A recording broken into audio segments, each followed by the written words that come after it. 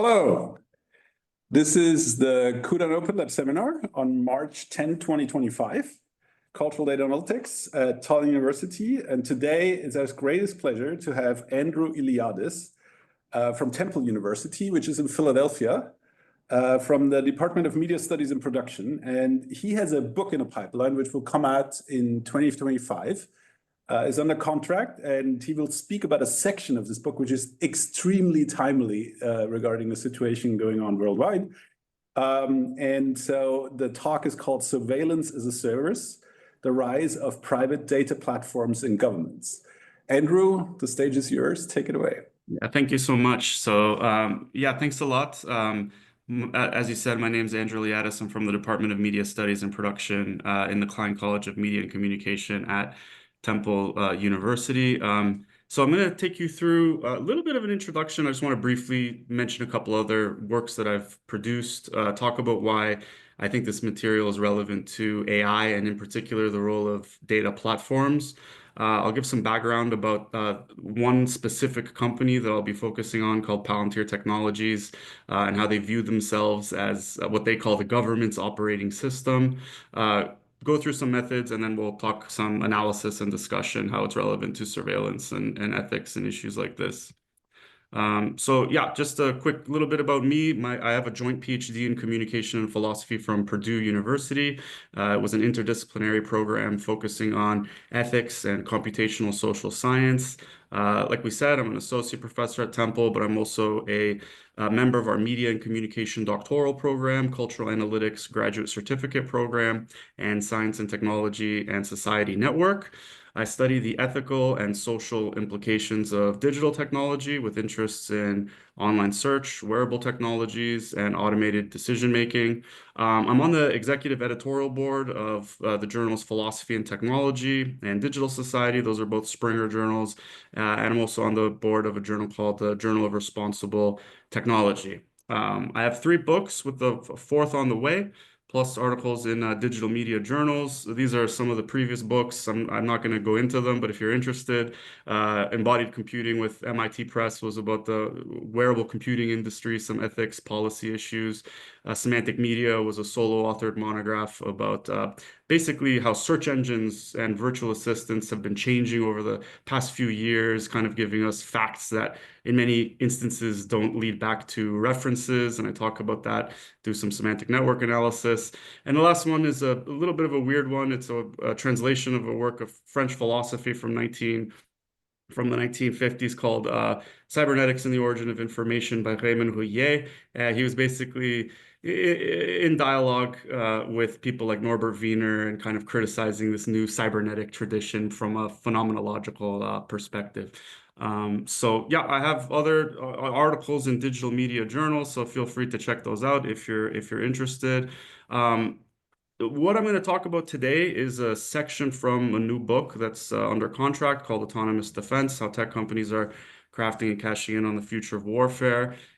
If you're interested, the material comes from 2 articles that have already been published. One of them is called The Seer and the Scene, Surveying Palantir Surveillance Platform. And the second is called The Palantir Files, Public Interest Archives for Platform Accountability. These were 2 research projects conducted with my colleague, Amelia Acker, who's at the Information School at the University of Texas at Austin.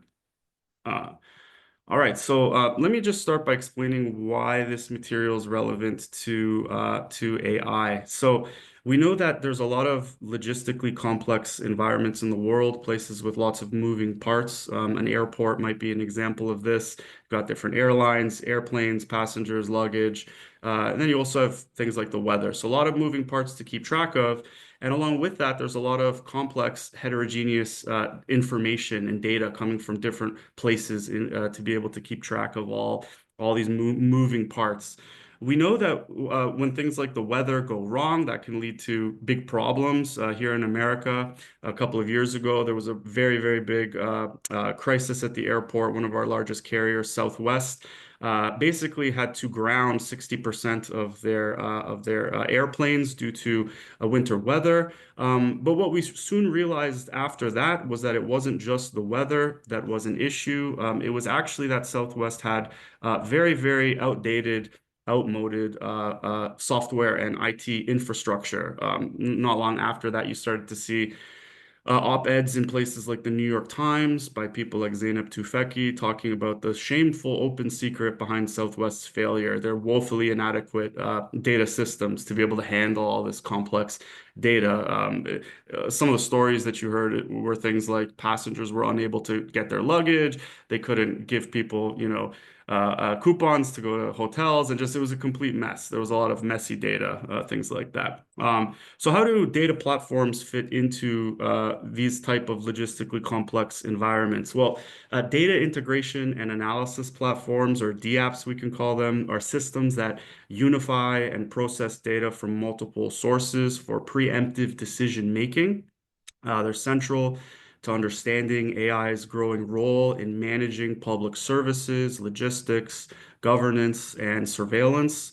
Examples would be, service organizations, things like the police, but also airlines, might use the apps to orchestrate data from different departments within the company or different companies themselves, heterogeneous data coming from outside the company. Historically, they involve the use of semantic technologies, things like metadata, web schemas, knowledge graphs, applied ontologies, and now with large language models, all the new fancy bells and whistles related to AI that we hear about. So going back to the airport example, right? If we think about the complex data associated with all these different objects coming in and out of an airport, and this example is from a Palantir document, which I'll talk more about later on. We see that all the data relationships can be mapped out using an ontology, right? Not just what philosophers call an ontology, but what information scientists call an ontology, right? Which is about labeling all these different data types accurately and identifying the relationships between them. So we've got several object types here: a delay, an airport, an airline, a flight, and then you have instantiations of each of those object types: 38-minute delay, JFK, Skyborne Airlines, and then you map the relationships between these objects. This is a very simple five object ontology, but you can imagine they get quite complex and can eventually reach hundreds of thousands, millions of entities. And tracking these in an ontology is helpful because that allows you to then search and retrieve information in a database. This is also from a Palantir document here. So you can see here it's JFK Airport in New York City. You can pull up various information related to flights, and then that data can be visualized in a data integration platform in a intelligent user interface that enables the administrator to make predictive decisions or forecasting.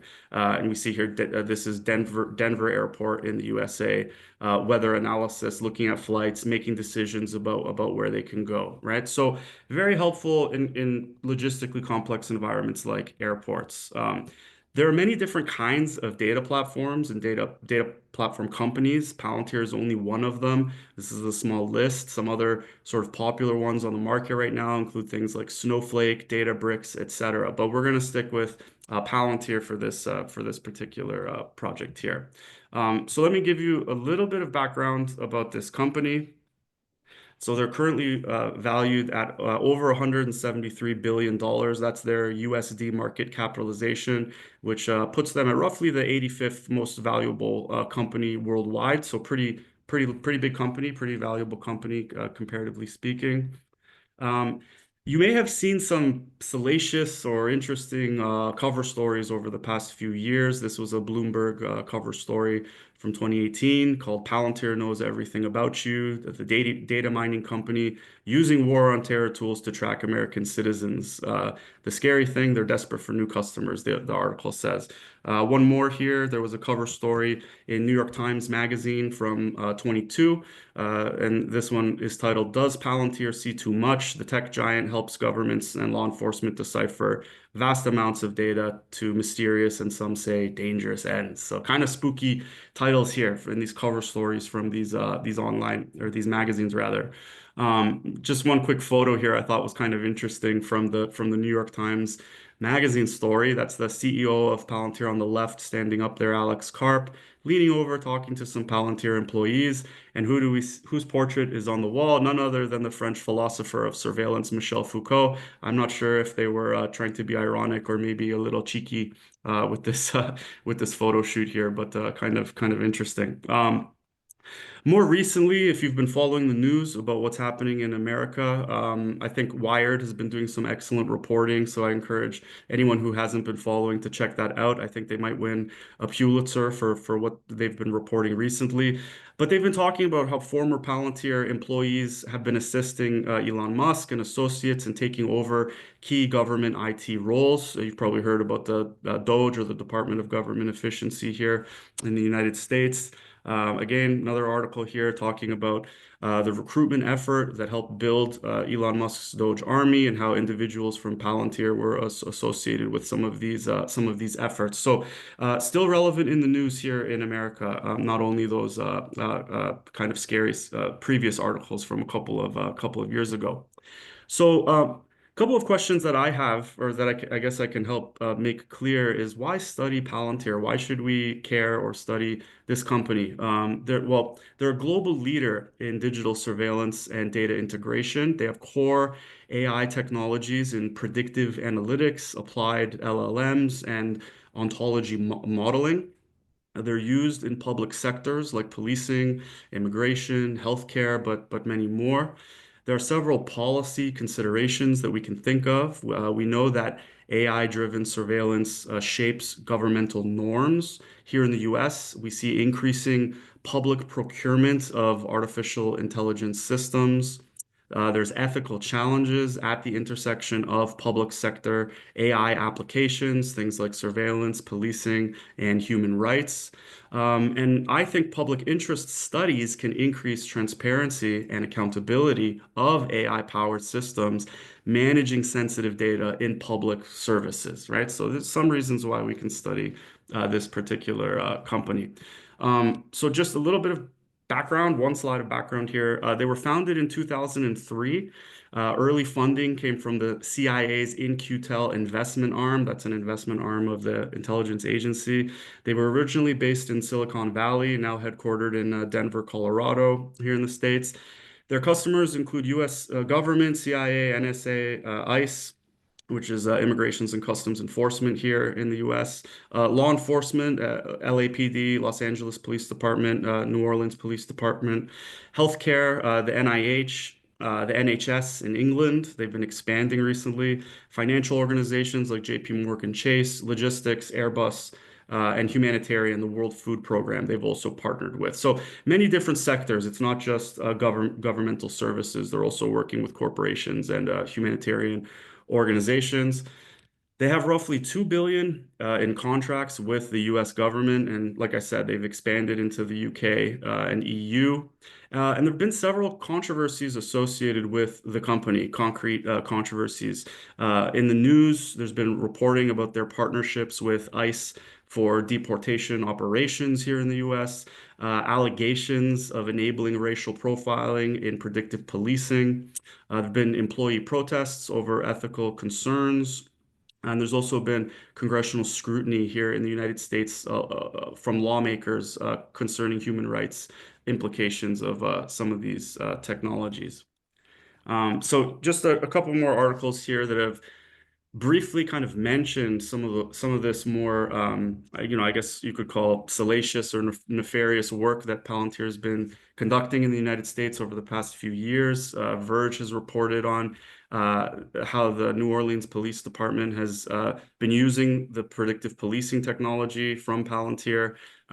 We have another article here from The Intercept talking about how the LAPD, pardon me, used Palantir for predictive policing in Los Angeles.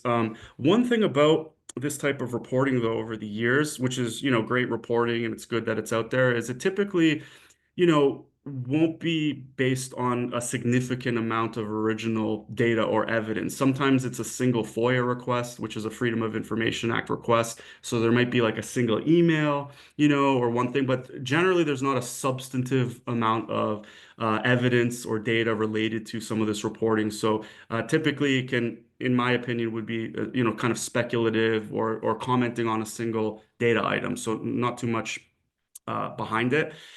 At the same time that you see that kind of reporting, the company itself, this is the CEO here from Palantir, said, quote, although the company won't build tools that predict crimes, Palantir would do it very well, right? Which is kind of interesting, right? On the one hand, we've got this reporting saying that they're engaged in these predictive policing activities, and the CEO says, no, we don't do stuff like that, but if we did it, we'd be great. We'd be very good at it, right?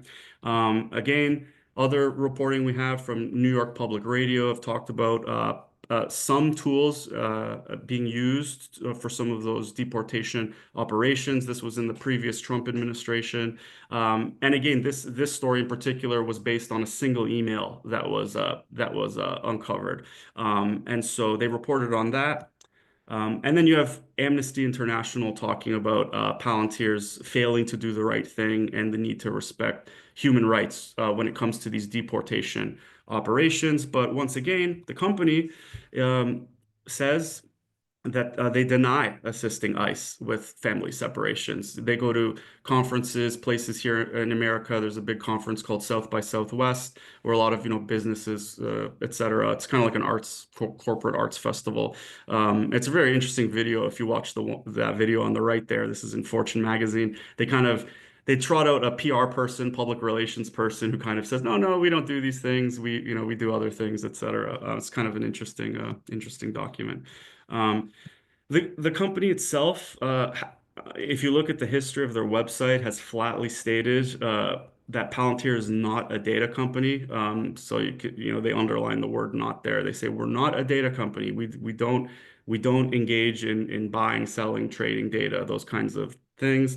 They've even started a privacy and civil liberties engineering team at the company, which focuses on, I guess, these issues related to civil liberties. But then again, we know that based on news reporting that there have been employee walkouts at the company. Washington Post has reported on this back in 2019 about some of their employees staging walkouts because of some of the customers that the company's engaged with.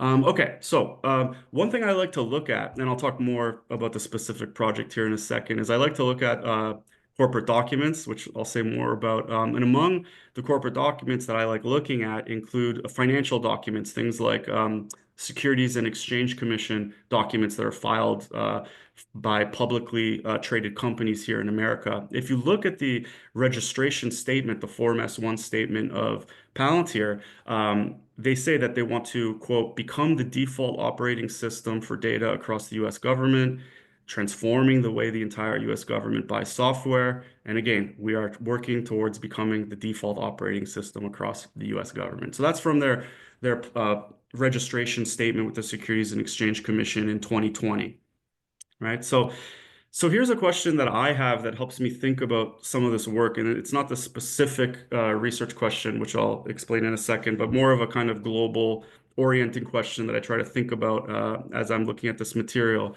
How does Palantir's commercialization of surveillance technology in the public sector impact governance, privacy, and accountability? And what mechanisms ensure transparency in its government partnerships, right? This is kind of the big question we can, I think about as we look at this material. So there is academic scholarship out there about this company. Various critical data studies scholars. I consider myself a critical data studies scholar, which we can get into that a bit later. What that means to me, it means conducting empirical investigative research of technology companies and organizations, looking at data and questioning how it's used in terms of public interest. So there is scholarship out there about the company, but a lot of it tends to be critical, secondary, or interpretive. So what do I mean by that? In my opinion, a lot of it tends to be critical in that it's mostly theoretical. It's mostly kind of like a theoretical or philosophical argument about why we should or should not want to be subjected to these types of technologies. But it's again mostly kind of a theory-based project. Secondary in that some of the scholarship depends on some of these news reporting that I just showed you from places like Verge and Intercept, which again tends to be based on either very little or no hard evidence, right? So just kind of like news reporting. So secondary, or it's interpretive, meaning there is some original research, but it primarily consists of qualitative things like interviews. Again, it's all valuable. In particular, I want to highlight the work of Sarah Brain up at the top there. She has a book called Predict and Surveil, as well as an article called Big Data Surveillance, where she interviewed police officers with the Los Angeles Police Department, asking them about their use of Palantir technology. So conducting qualitative interviews and then interpreting those interviews, right? In my opinion, we have a problem, and that problem is that we need primary evidence or large-scale evidence of of what's going on. I think there's a lack of quantitative primary research concerning Palantir's technology commercialization in public domains. So again, I'm particularly interested in the public interest and public domain application of the technology. I'm not as interested in these other domains that Palantir is engaged in, mostly their public service applications. I think we need evidence of alleged data integration for surveillance in the public domain, which raises material concerns about privacy, civil liberties, and misuse. I think more research is required to ensure accountability, compliance, and transparency of unelected private firms performing government functions. That's a big issue here in America right now. And I think that there's also a need to archive contractor documents. And I think this is vital for public interest research, analysis, and access to hidden or transient data, data that may one day appear on a government federal database and then another day disappear from that database about contracts and things like this, which is happening today. Okay, so one way in, I think, is to look at what's called gray literature, or in other words, what can be called corporate documents. There's a lot of scholars out there. Amanda Lawrence, in particular, has talked a lot about the value of looking at gray literature. Gray literature can include things like company newsletters, presentations, manuals, policy briefs, guidelines, Freedom of Information Act requests, and also things like patents. And that's what I'm particularly interested in that I'll talk about in the remainder of the talk here. We know that various scholars have used patents as a data source for researching a company's innovations, priorities, and market position in technology development. Even various STS scholars, science and technology scholars, people like Jeff Bowker, have used patents to think about companies. So our study objectives, and again, I'm talking about these two articles that I started the talk with that are going to form part of the book about this company. Our primary goal was to analyze Palantir surveillance patents using computational tools, uncover themes and company aspirations within the firm's technical framework. The relevance is to understand Palantir's potential for societal impact, contribute to broader discussions on AI governance, and add to our understanding of data platforms in public services. So here's those specific research questions. So the first one is, since the beginning of Palantir's patent filings, what types of topics do the patents contain, and how are those topics thematically related and defined? And then second, what do Palantir's patent topics and themes tell us about the surveillance platform's aspirations, imaginings, and technical capabilities? Okay. So I'll briefly go over some of the methods here. So the first thing we did in the first study was we wanted to conduct a topic modeling of the data set. So this included over 5,000 pages of patents, which was roughly 2.5 million words. We were a little restricted based on the compute that I had at the time, but we think that we reached saturation, and we can talk about that later. The source included Google Patents. We use the keyword ontology because that's kind of the million-dollar word that the company uses, kind of like a marketing buzzword for their technologies. We did some text pre-processing, tokenization, lemmatization, POS tagging. We use Google Colab and various Python libraries. The topic modeling was LDA, which is a machine learning method that automatically finds topics in a collection of text. by grouping words that often appear together. But we didn't only want to rely on LDA, so we also conducted manual thematic coding to see if the actual, topics were represented in the data. So we went through and looked for examples of that. So here's what the Google Patents looks like, searching for this word ontology on Palantir ontology on Google Patents. Here's kind of like extracting the master list here of the 5,000 pages of Palantir patents. This is what the patents look like here.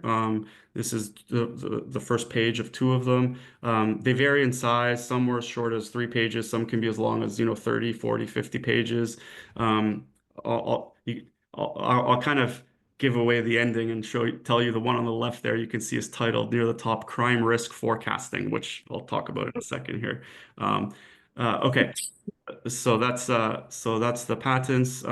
Here's the loading the libraries into Python, running the topic modeling here, and then getting those various topics from the data. So the second thing we did, and this was part of that second article that I mentioned, public interest archives for platform accountability.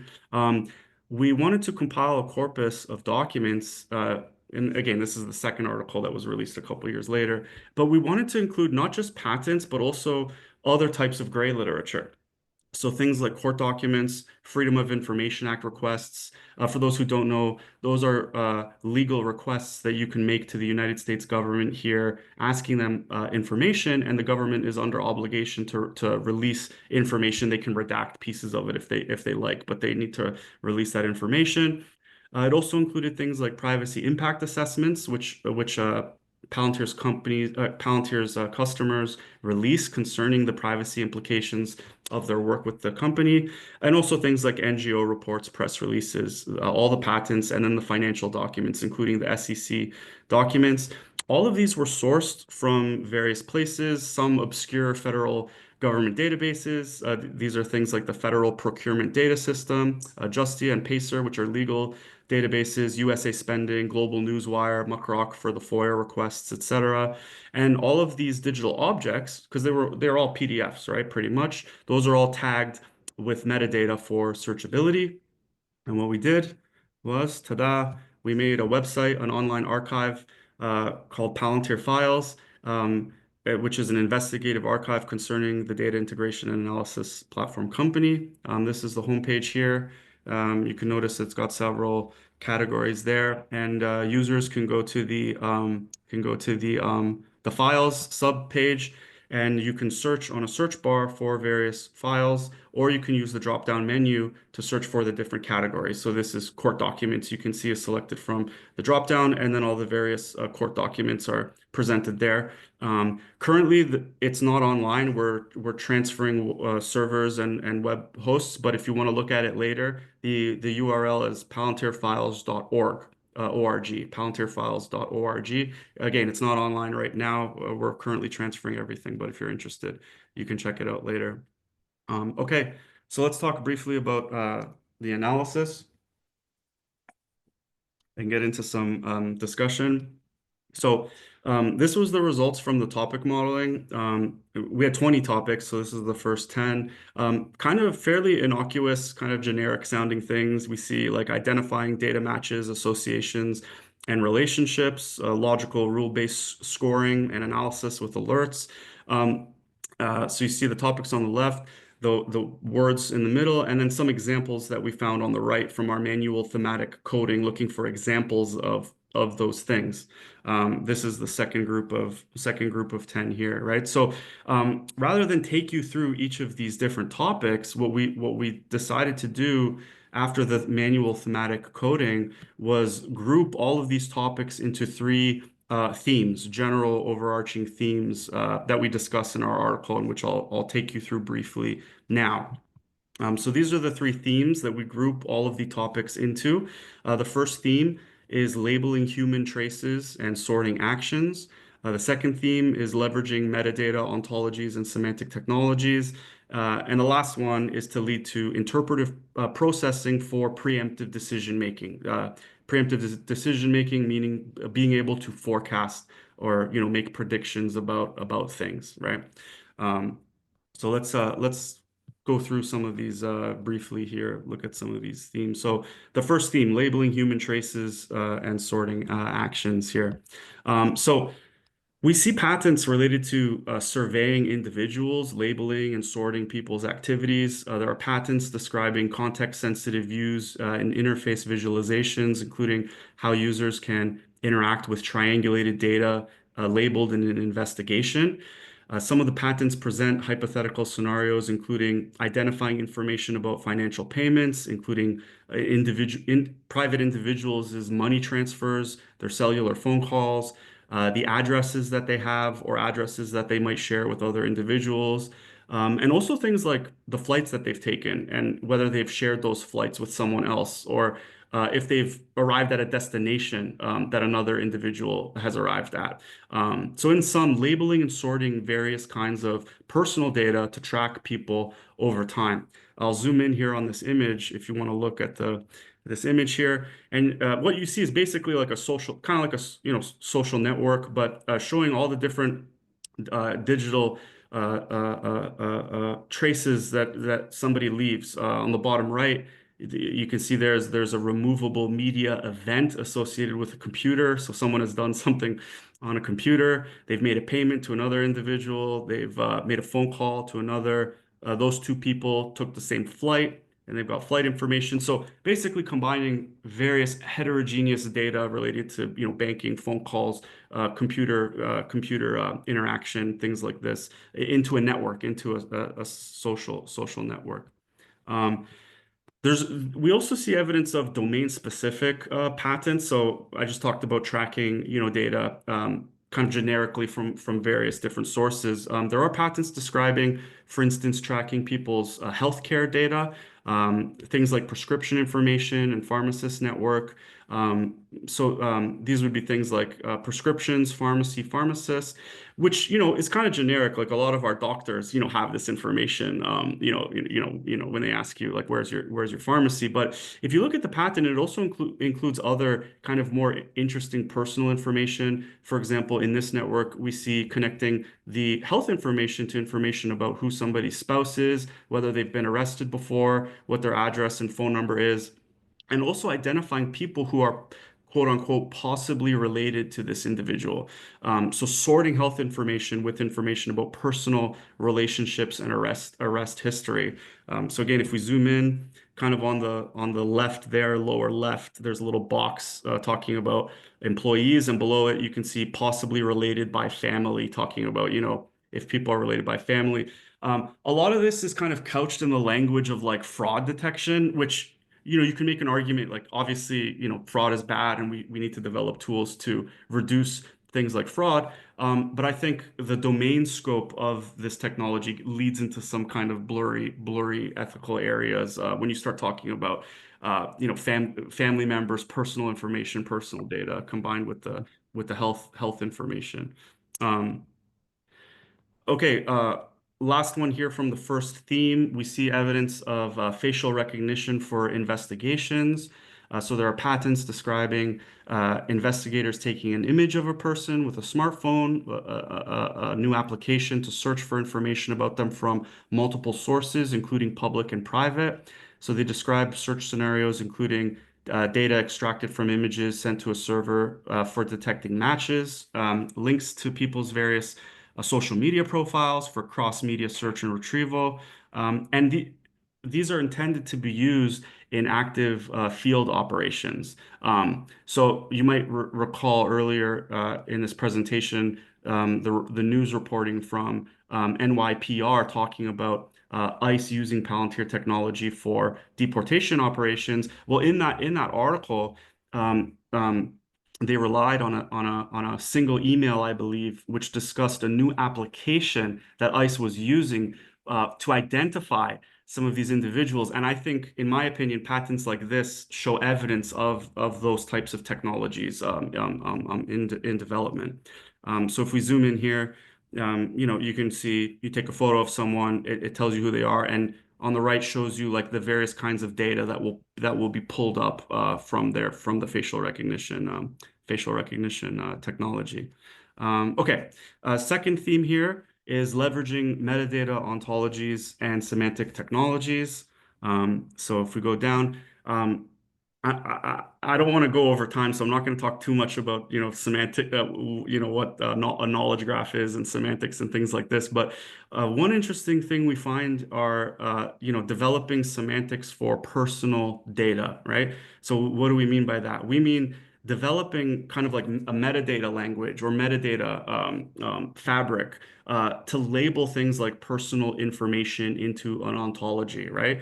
We all know ontologies exist in like healthcare domains, and this, to be able to openly, excuse me, and publicly share data.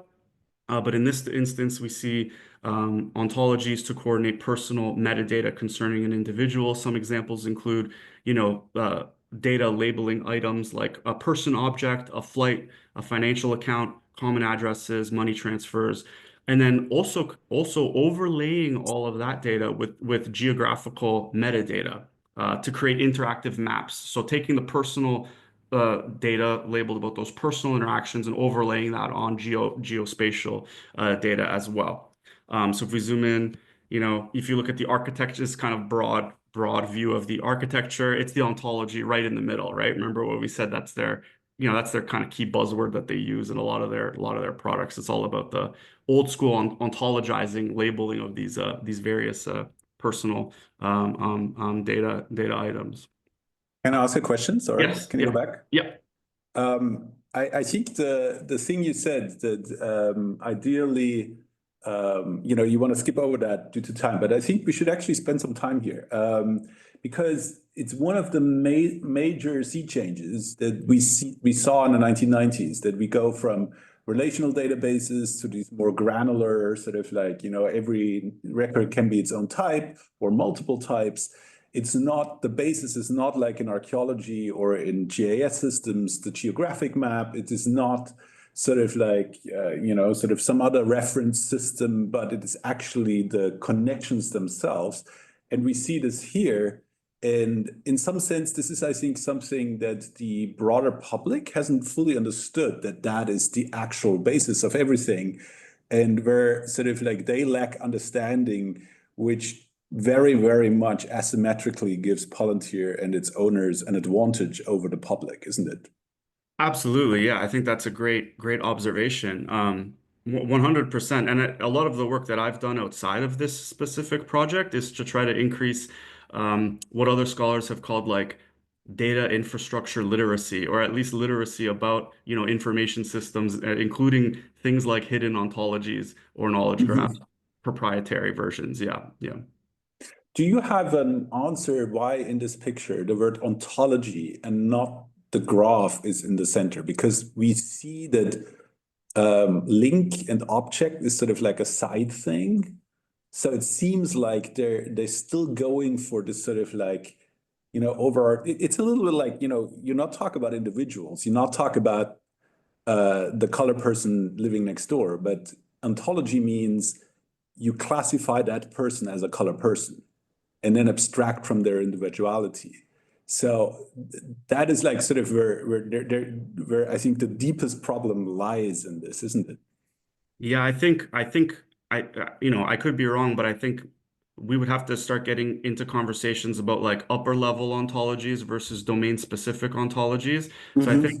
I think, where you see object, link types, maybe these can be what we could call domain specific data labeling. Maybe something like the LAPD might have their own way, data labeling. But then what Palantir's software can provide is upper level ontology, and those exist. There are public versions of these, right? There's the basic formal ontology. There's the Mm-hmm.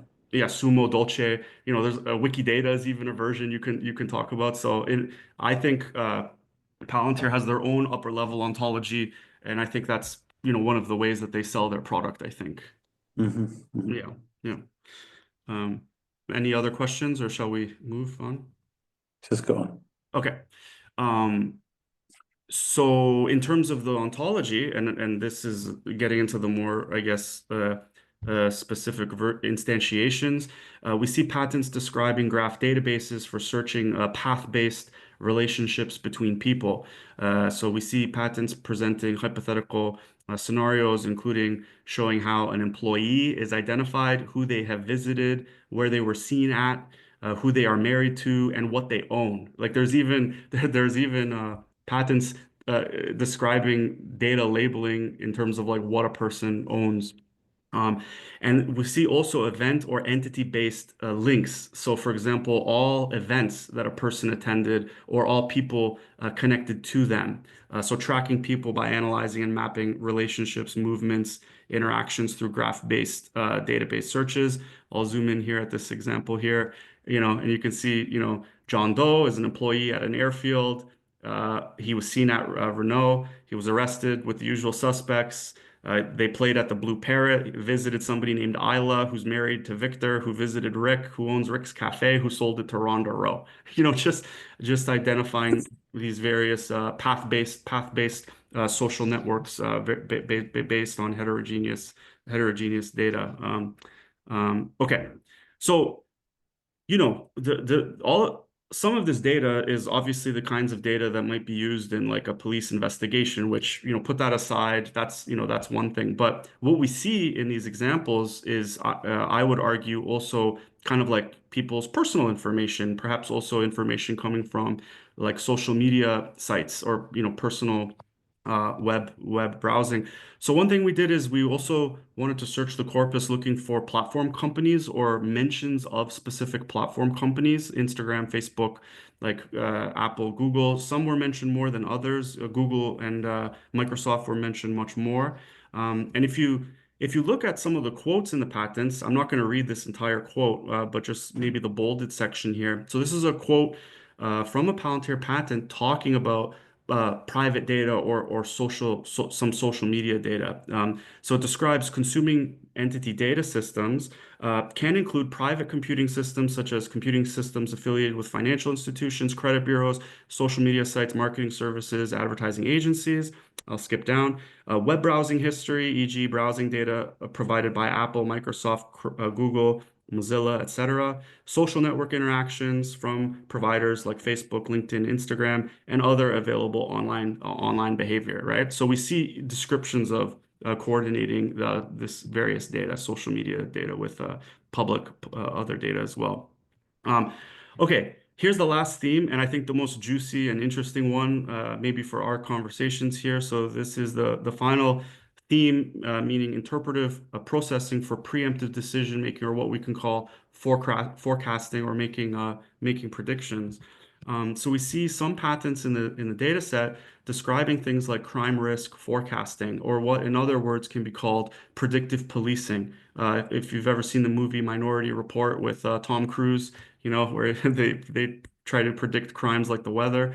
These patents describe crime prediction scenarios using an interface with data pulled from sources. The patents present examples such as identifying an individual, person one, predicting the crime they committed, prediction theft, a map of the locations, in this case, London, the date with the time of day in the afternoon in 2014. And there's even options to sort crimes and persons by time of day. So you can search Andrew Iliadis, what's the probability that he might commit a crime on any given day in what area. So basically a crime forecasting system enabling users to assess threats, anticipate duration, and proactively enhance law enforcement in affected areas rather. So if you zoom in, there's the graph visualization there.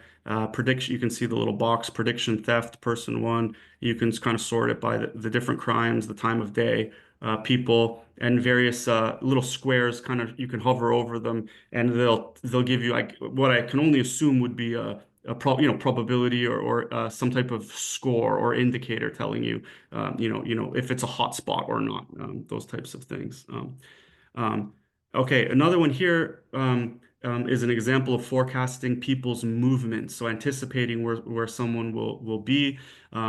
Patents describing geotemporal analysis that can predict an individual's movement based on historical data.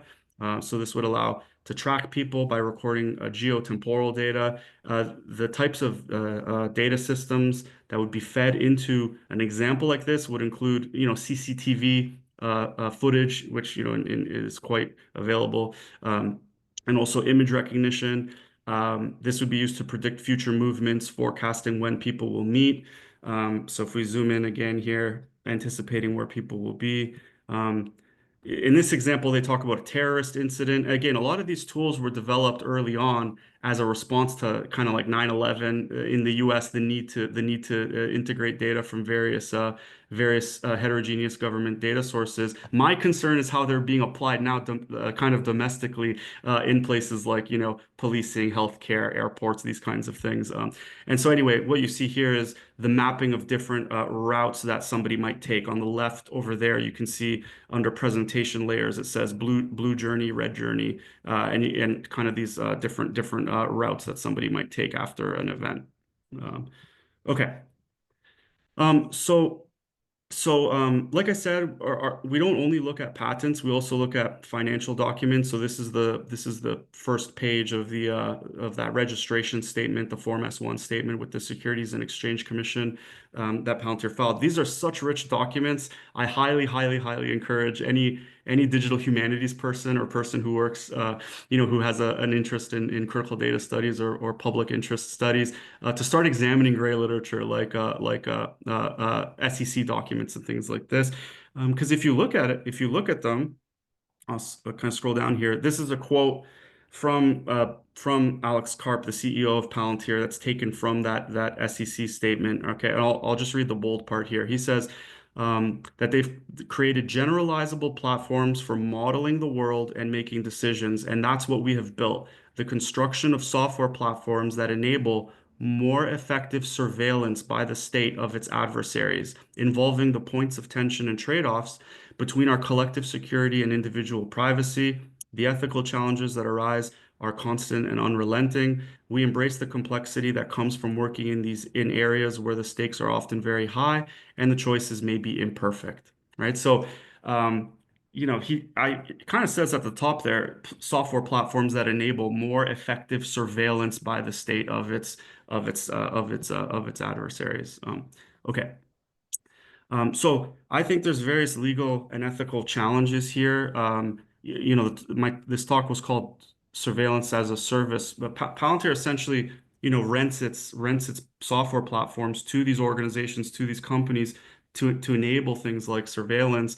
I think that there are some legal and ethical challenges here with respect to regulations like the General Data Protection Regulation here in America, the things like the CCPA, the California Consumer Privacy Act. These things impose strict controls on how personal data is collected, stored, and processed. And so I think there needs to be careful examination of how, the use of Palantir's technologies in places like Europe. We're starting to see that their technologies are used, for example, in Germany and in places like, I know in Copenhagen, the police departments have been using their technologies in Copenhagen as well to see how they run up against these regulations. In some cases, the way governments procure and use Palantir's technology has raised questions about accountability, transparency, and compliance with public sector contracting laws. That's why we did the second study about storing all of the contracts and information in a publicly accessible website.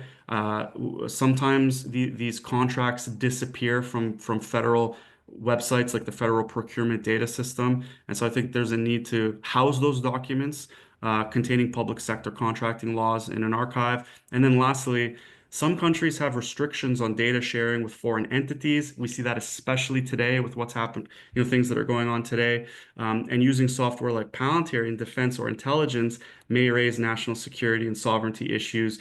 And the company, as I said earlier, is expanding into, the EU and other areas as well.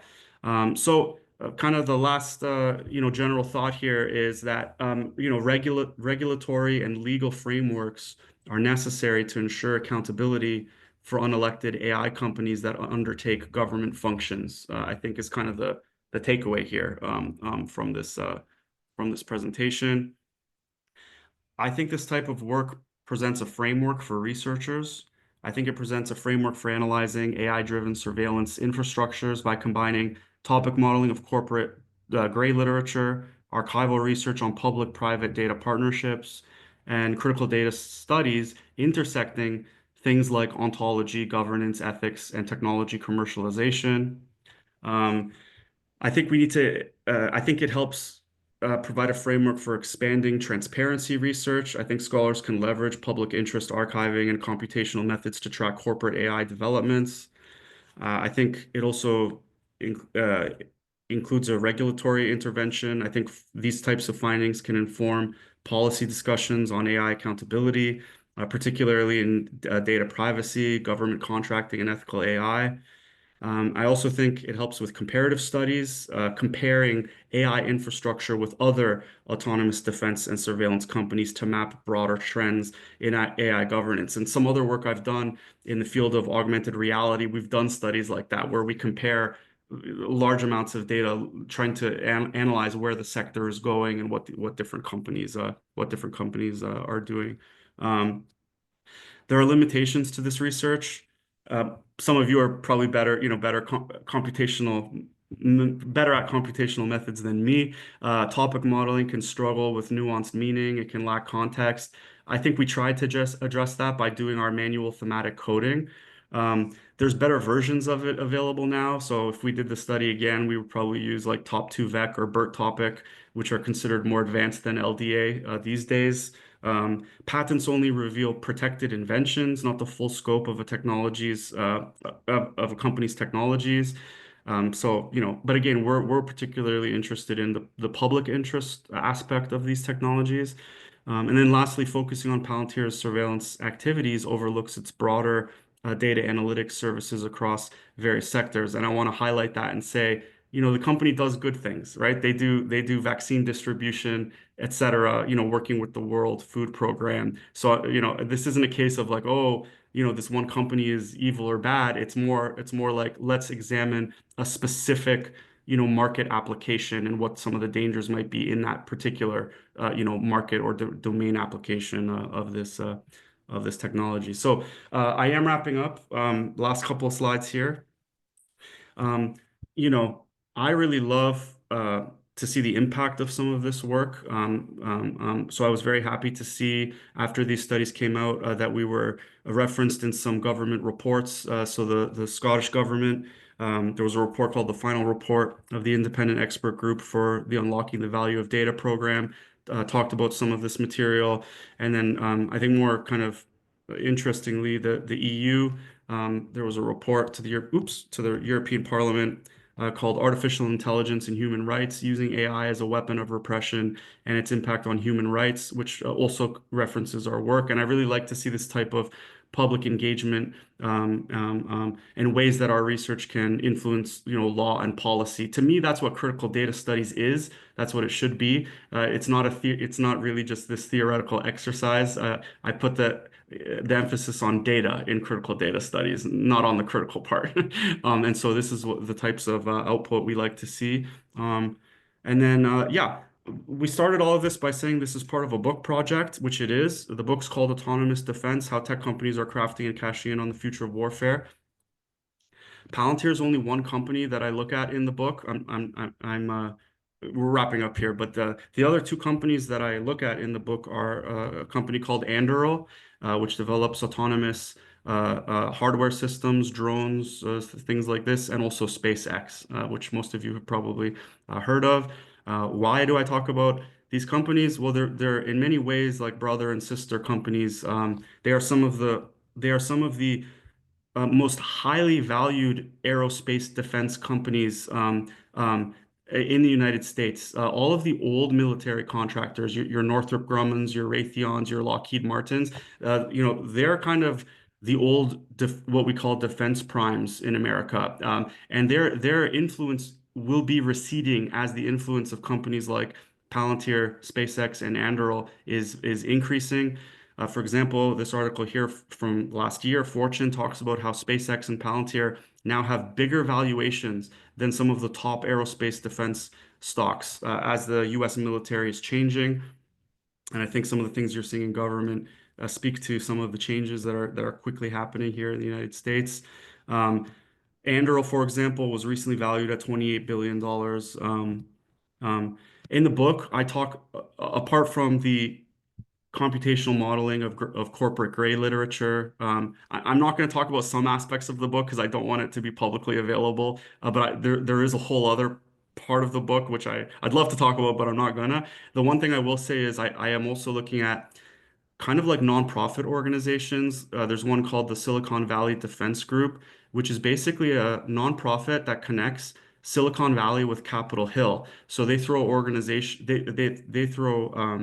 they throw events where they invite employees from some of these companies with lawmakers at conferences and events to try to change things like law and policy regarding the U.S. Government's procurement of some of these systems. And you know, this has led to things like Anduril in the United States, in Ohio, is opening one of the largest production facilities, I think, since like World War II, in my opinion. So in Ohio, they're building a hyperscale Arsenal One facility to build some of these products. And this is the type of synergy that you're seeing between these Silicon Valley adjacent firms with government. And I'll end just by showing you to scare you some of the things that they're producing. So this is Ghost X. You know, killer drone technology that Anduril produces. This is Roadrunner, which is an autonomous jet. This can take out multi-million-dollar jets, and it's just a cheap autonomous jet. It can land on its own. It's called Roadrunner. And then lastly, they're building autonomous submarines like Ghost Shark. They've been selling these to Australia, and they're opening manufacturing facilities in Australia, selling these autonomous submarines. So I know that was a lot. I'm going to leave it there. Thanks a lot, and happy to talk. Yep. Excellent. Thank you very much. So this is, yeah, supremely inspiring and insightful. Thank you very much for giving this sort of like insight, and also sort of taking into account that we're speaking to a global audience that may not be that familiar with certain things. But there is an interesting sort of like bridge which one can actually throw between all these things, which I think we should mention before we have a discussion. One is Anduril is founded by Palmer Luckey, if I'm not mistaken. Yep.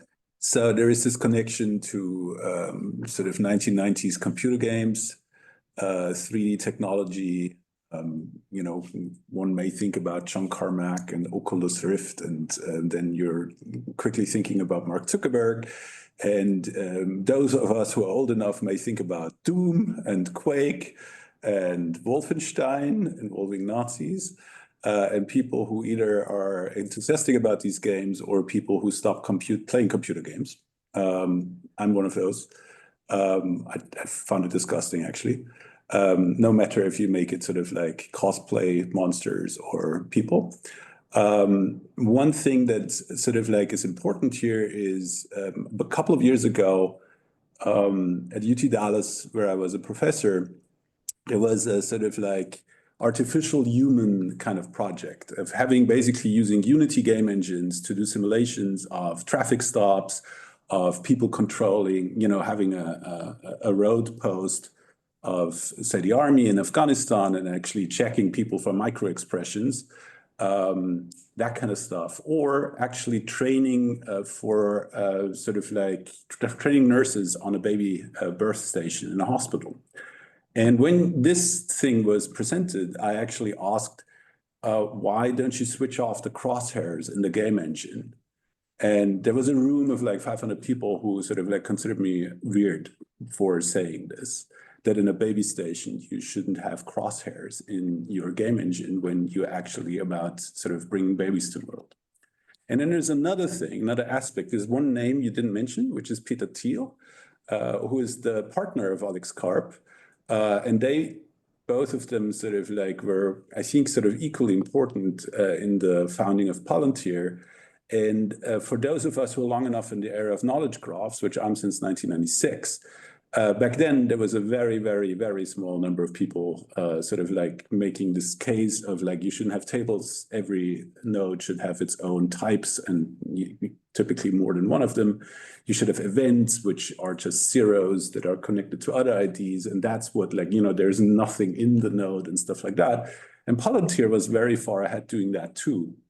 And it was very clear from the very beginning that they were actually going down the road that you actually sort of like laying out here. There were people who, since the late 1990s, told us actually democracy needs to be defended.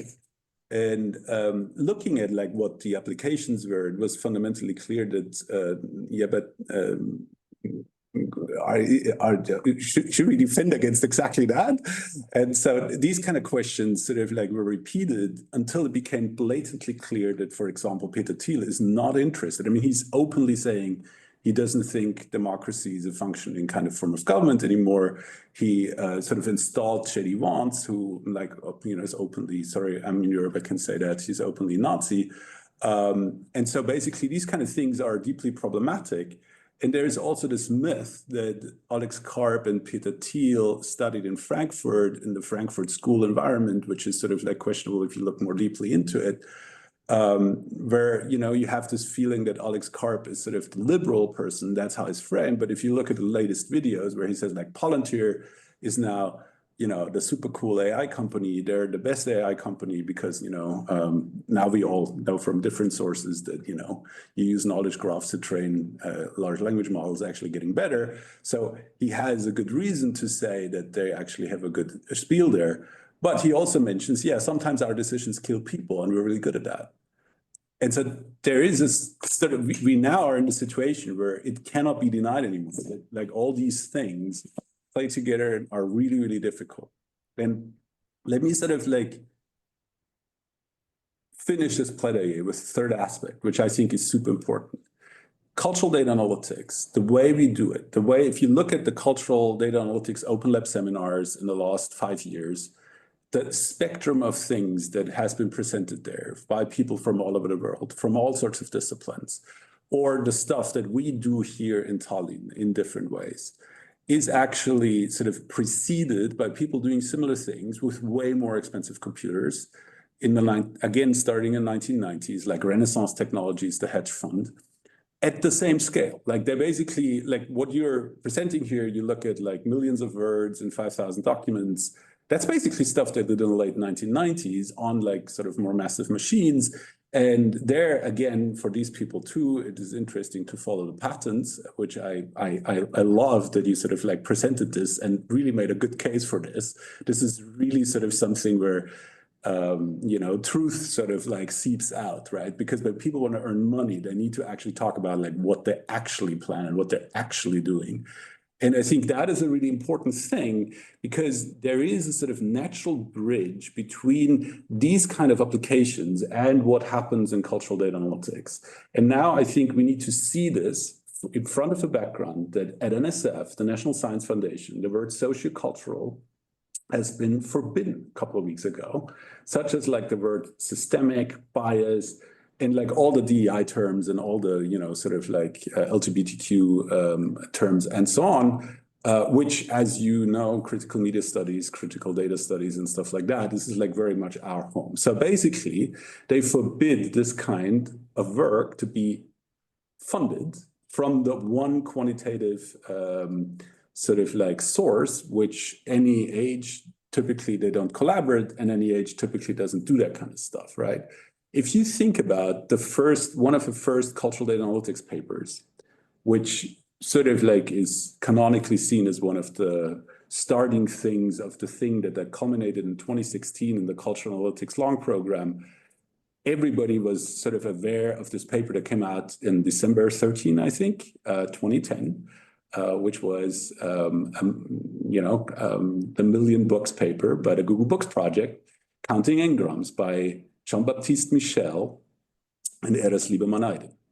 So the interesting thing is this thing came out of a quantitative area like the Institute for Quantitative Social Science in Harvard. It did decidedly not come out of digital humanities. Eres Lieberman-Eiden has a biology and math background. He now has a biology lab in Houston. And Jean-Baptiste Michel actually has this sort of like background seemingly in also knowledge graphs, because the one patent you quote, which actually I looked it up, was entity data attribution using disparate data sets, the Palantir patent, from which you took a longer quote, is actually first authored by Jean-Baptiste Michel, who after the Billion Books paper sort of became a, and I never forget this word, he became a forward deployed sort of like data analyst for Palantir after doing that. So there is already this sort of integration between this community. On the one hand, we do cultural data analytics.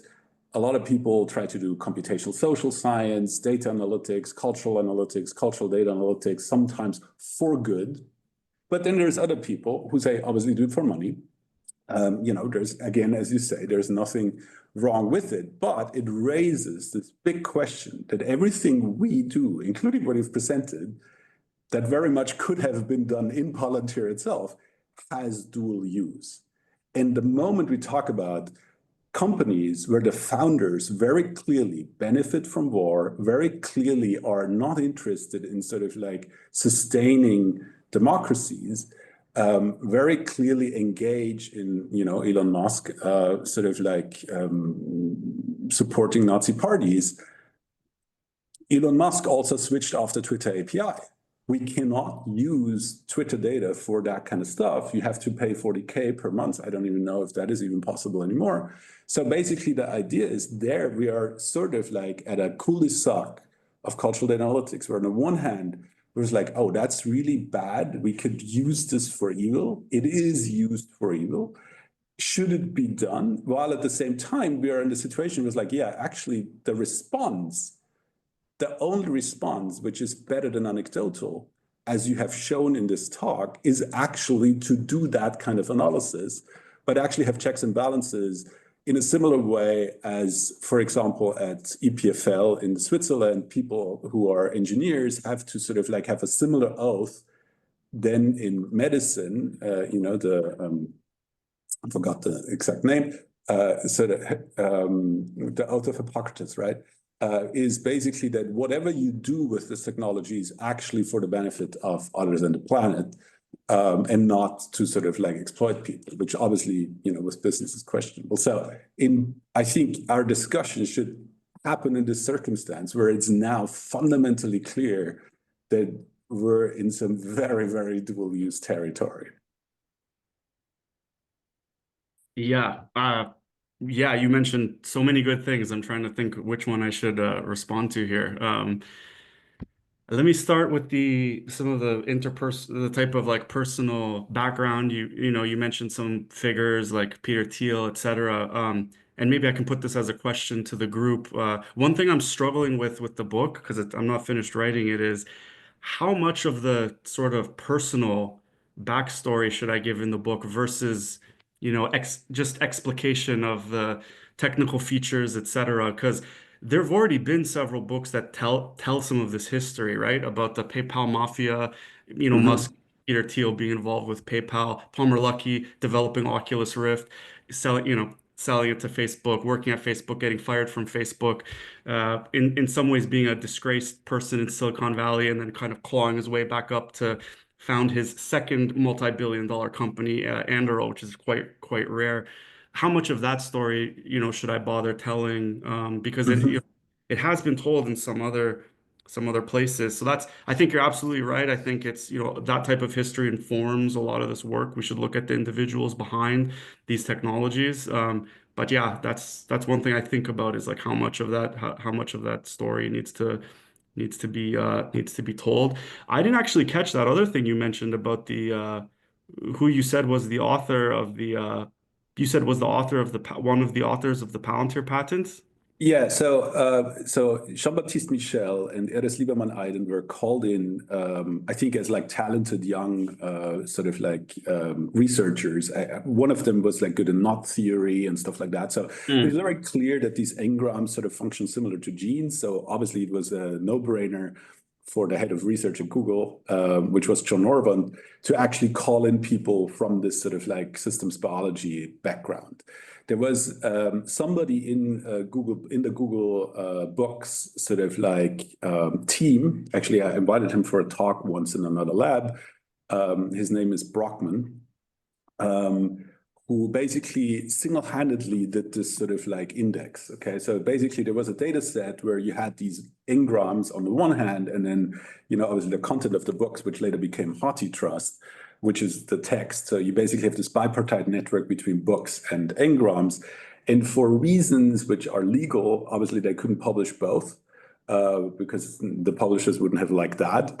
The engrams already were sort of like a big issue, but then they needed people who sort of do an analysis and actually sort of like tease out what are the patterns. And what is today, I think, not anymore that known, because the paper has been criticized because the Google engrams, you know, you have a minimum threshold of being mentioned 40 times. You know, there is obviously questions about the bias in terms of selection. Like my favorite quote is Oxford University Press is more frequent than awesome.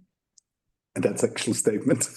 So the word awesome is actually more rare in the data set than Oxford or Cambridge University Press, which has to do with the fact that they scan these academic libraries. So these kind of things, how these data sets come together, was like sort of governing like who they were actually tapping into. And then these people sort of were obviously needed a career too, right? And as I said, this thing is problematic right now, but back then, I just stopped working for a week when the paper came out, because I was like, what am I doing here? Like I'm working like several orders of magnitude smaller, doing similar things. And, you know, that was sort of something which it was really shocking when that came out, because this availability of data in Google was just like, yeah, and they basically sort of can hire people like, you know, to do something. I mean, you know, it's a very, very exceptional kind of situation. But then they had to go on and had to have a career. And Jean-Baptiste Michel went to Palantir, which was, if you think about it, in a situation, and that is sort of something which I think is something we should put on the table. Maybe there is no discussion, but like this is a really interesting thing to say. This is a logical consequence in a world where there is no market for these kind of people, okay? So if you enter a complex systems lab or a complex networks lab as a physicist and you work on biological data, you will be a biophysicist. You will neither be a physicist nor will you be a biologist. So you need to find work in this kind of niche, like a faculty position and so on. And there's only so many. In systems biology, the classic cop-out is to go to industry and basically, you know, work for GlaxoSmithKline or Novartis or whatever. While in cultural data analytics, this doesn't really exist as a sort of like field.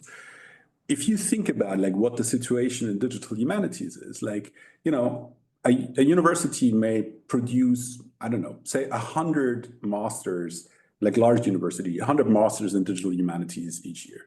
Like regionally, if there are a lot of university students, like regionally, is there a market for 100 digital humanists in the market? You know, maybe at some point, the newspapers, the libraries, and so on, they're saturated with people who actually can do that type of work. And then they will go to industry, which typically we in our community in cultural data analytics, digital humanities, we don't think about this kind of like field. You know, we get people from broad backgrounds and we surmise they go to broad backgrounds. But those who are sort of mastering this combination of multidisciplinary computation, quantification, math, plus a subject domain expertise, if they go to the market, there is companies who were very early doing this kind of stuff, just like physicists would end up in hedge funds, people who were really, really smart. For those people, Palantir was really, really tempting in I think 10, 15 years ago, even though, you know, it was already back then the big question. It was like, okay, yeah, he can do good things. And Jean-Baptiste Michel has this biology background, so probably his attraction, I don't know, but his attraction, I surmise, may also have been the more healthcare area, basically, right? But because these areas are so fluent, it may be very easy to sort of make that kind of switch. And that is very much as in engineering, where this oath, as introduced by EPFL in Lausanne, Switzerland, that you use what you learn for good is sort of something that becomes really important. I have a friend, he's a physicist. He works on gas sensors, and he started his PhD working on diesel engines. And when he stopped his PhD, he was in Iliadis, in the Defense Department. Basically, his gas sensors were used to sort of like, look for chemical weapons. So this kind of stuff can happen where you don't even make a move in your PhD. It's just your subsection of the company moves to do certain things. And I think that is sort of like something that hasn't been discussed at all. If I'm not aware in cultural data analytics of any of these kind of discussions. We talk about ethics of data, we talk about ethics of machine learning models, but we don't talk about the ethics of actual labor placement, for example, and like what people should do. Yeah, it's really fascinating. So my other book, like I have that book, Semantic Media, Mapping Media on the Internet. Like the very short version is like in the book, some of the things I talk about is how some of the original people who worked on the semantic web, like open, these like open, it's all about democracy, it's all about like let's Mhm. be free, like that. I talk about how they went, and got positions at, Amazon and Google. I'm not going to name names, but like you can literally cherry pick, some of the biggest people in semantic web who was like raw democracy. Let's share all knowledge, and then they end up going and working for these large for these large platform companies.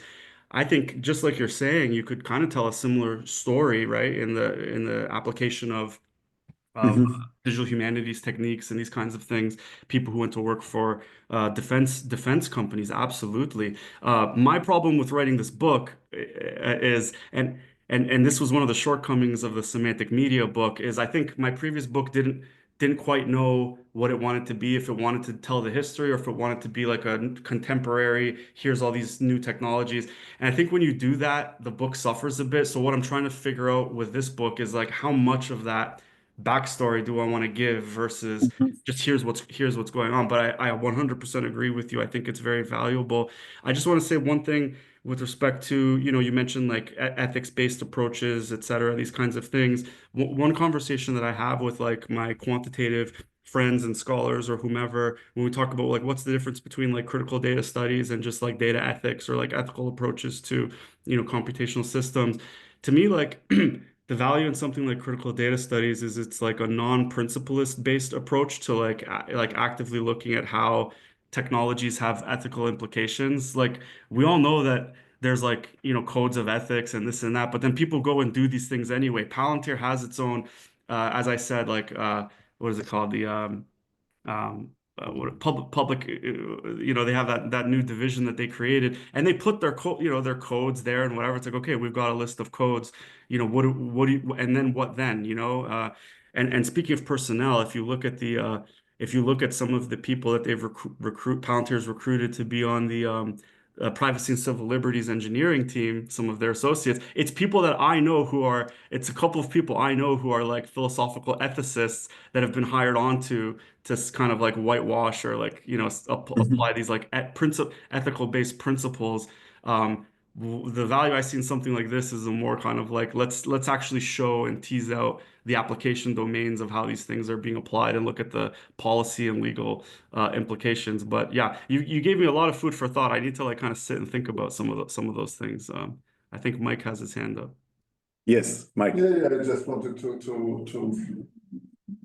join the chat, so to speak. Thank you for the talk. It was very interesting, and I think it is. I mean, we listen. Can you hear me well, by the way? Not too close. Yeah, we hear quite a lot usually about sort of in the most general terms how dangerous or potentially dangerous these guys and these companies can be, but going and looking sort of at the actual data is and what they are actually patenting, it is a very nice angle and very interesting angle indeed. Basically, the question I ask, and it is also, it relates to what Max was saying and to the general discussion you had so far. these things which you describe in these patents, well, emotionally, when I hear it, I feel a very mixed feeling. On the one hand side, I think, oh, how potentially interesting data, what a potentially interesting data mining question that this is, and how indeed this data should be in there, and inevitably, and it is sort of a tricky and probably very interesting thing how to extract it. And at the same time, I'm thinking, oh my God, how horrible the applications of this thing might be. So basically, I'm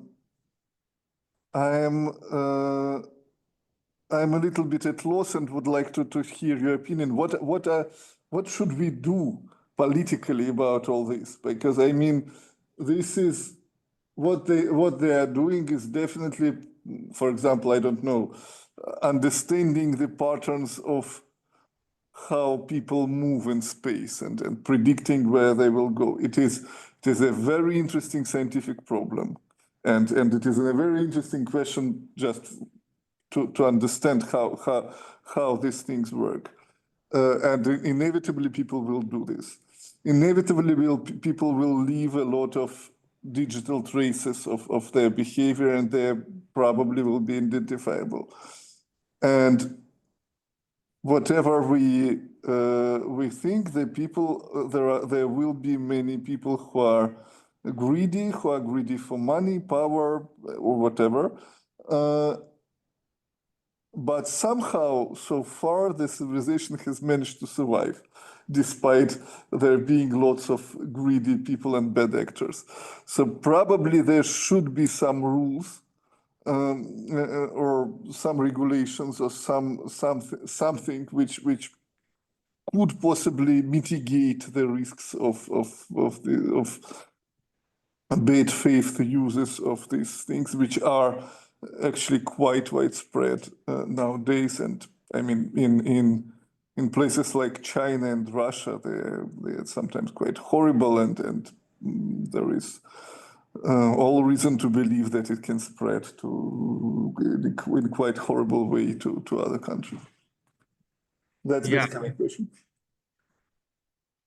I think in America, we're a bit behind Europe in terms of data protection and things like this. You know, we know the new administration threw out the AI policy, the big AI policy that the Biden administration was working on, including with, people I'm sure some of us know.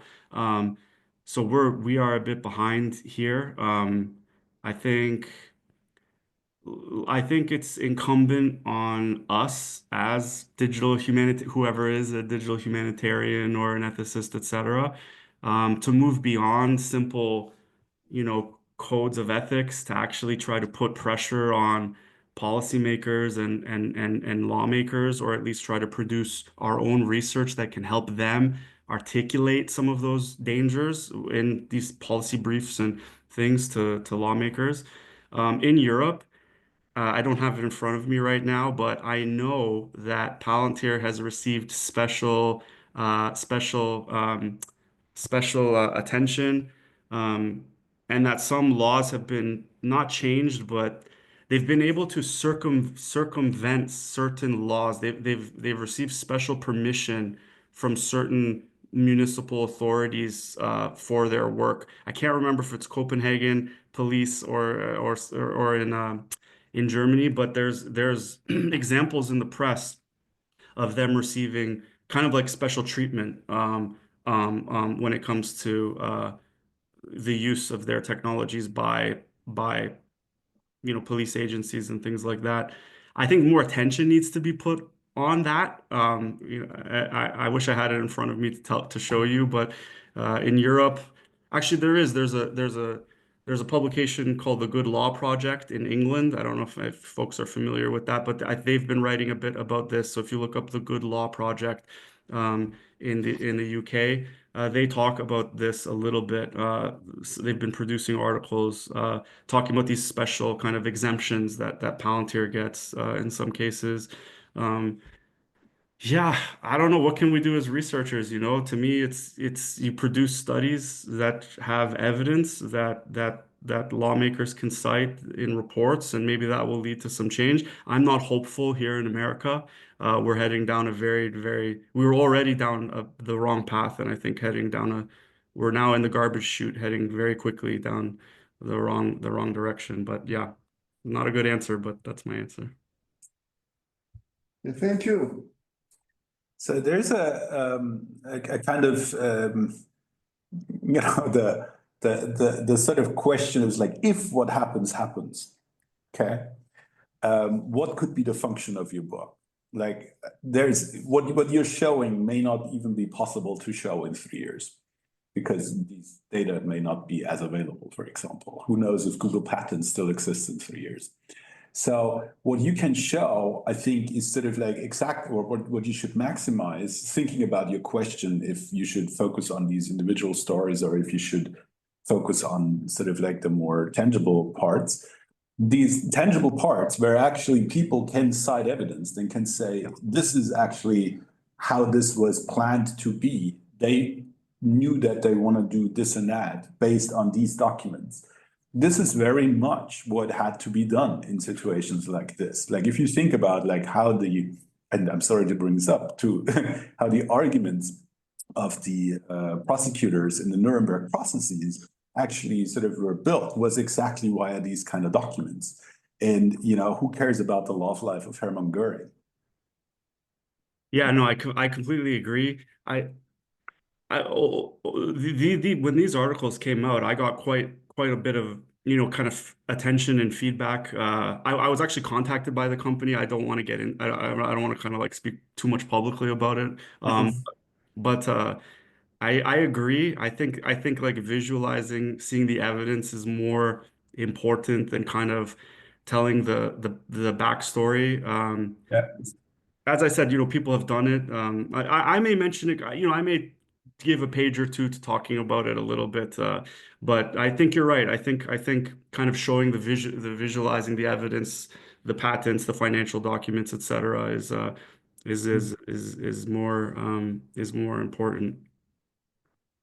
And I think we should, as you say this right now, and I'm very sorry that, you know, this requires a lot of courage to publish something like that. I think this is now the chance for this company to actually prove that they're on the good side. This is sort of something, you know, as long as we can still say that. There is certain, like, I had conversations like that too. Well, I know for a fact there are certain people in the board who don't believe in moral philosophy. I had a discussion in a conference which was exactly about the ethics of like how these kind of services can be used. And one of the board members of Palantir told me straight to the face he never believed in moral philosophy. well, You could say that's a private opinion, but it is still, you know, as somebody who sort of thinks there is some kind of moral or ethics that society should follow, this seems threatening, and you can't generalize it to the company. And I think the company has a responsibility to make clear that they do not use, for example, their services for ICE in a way which is actually sort of not in line with sort of human rights. Yeah, I mean, one of the reasons I did the project, which I said, I think at the beginning of the talk, is like, you know, one of the benefits of having a large billion-dollar company is, you know, you have your leadership saying one thing here, you have your technologies being built the way they're being built, and then you have the benefit of having a PR team who says, you know, wears a nice dress or suit and goes to these festivals and says, oh, we care about this and that, and we don't do XYZ. And my approach was just let's go look at the patents to just see what have they been developing over 20 years. It's stuff like, you know, it's stuff like this. So who cares about what the PR person says over there? I'll trust 20 years of patents than I will, you know, what a PR person over there says. Yeah, I don't know. I don't have much to say beyond that, but yeah, I have another topic. sure. You said there's these qualitative, you know, anecdotal sort of, you know, one-off news items where people go for buzz. They do a FOIA request of like one email and then like generalize out and like write a Verge thing and then get like 60,000 views or whatever, and or 6 million.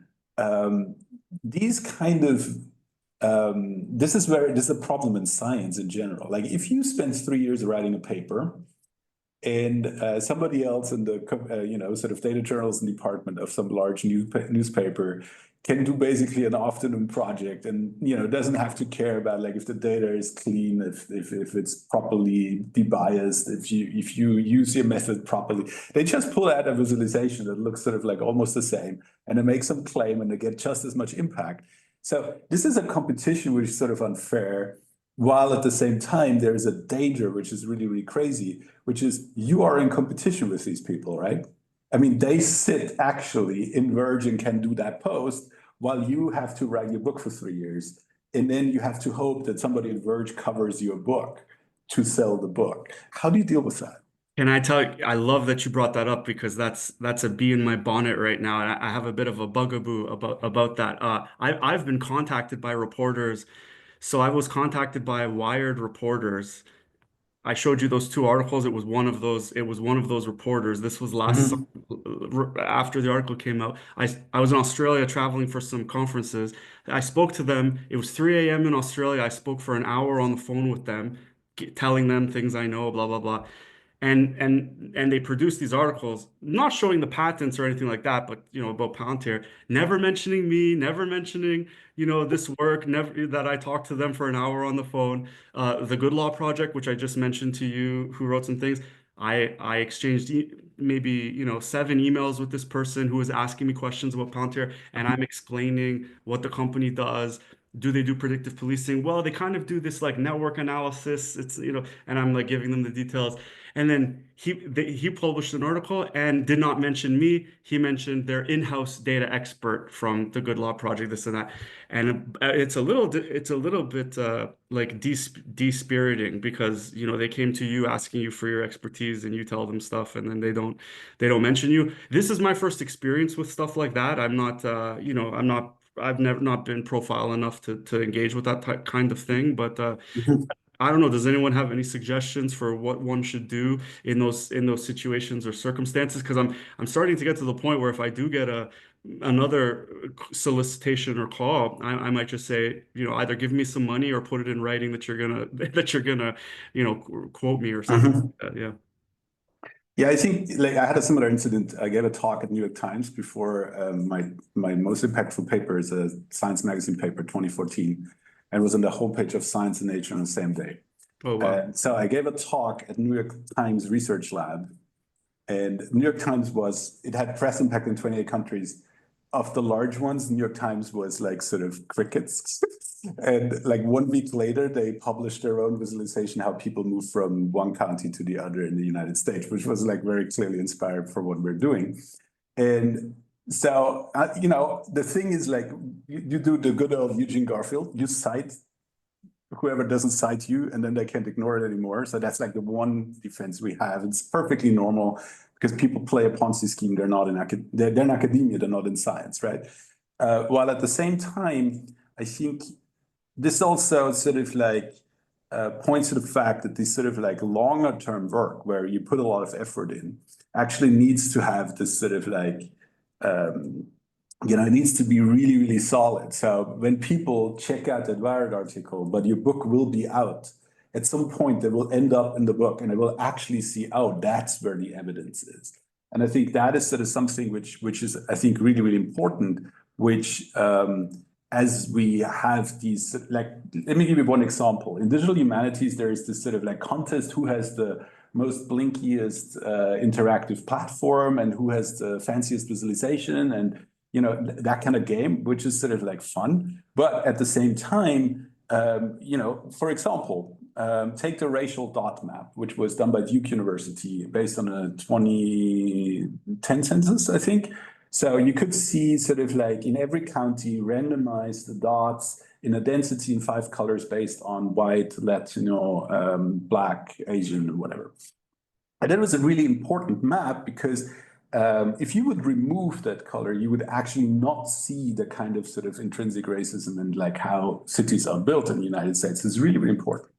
So at some point, that thing was deprecated. Somebody else, I think it was Ben Schmidt, who now works for Nomic, did a version on the follow-up census and 2020 census, I think. So he has a similar map. So now you can look that up still, but you cannot compare the two maps because if you didn't take screenshots, the racial dot map is gone. And actually, this would be really, really important to have these kind of like, sort of like, you know, base layers of data, base analysis of data, not just talking about the data.